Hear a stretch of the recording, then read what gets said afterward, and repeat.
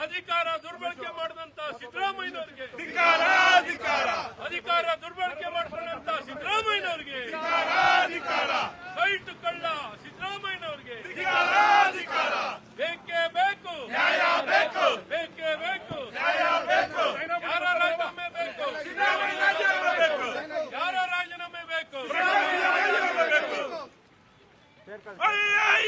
ಅನ್ಯಾಯ down down Siddaramaiah ಬೇಕೇ ಬೇಕು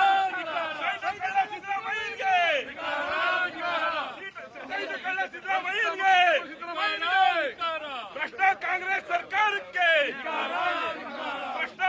ಸರ್ಕಾರಕ್ಕೆ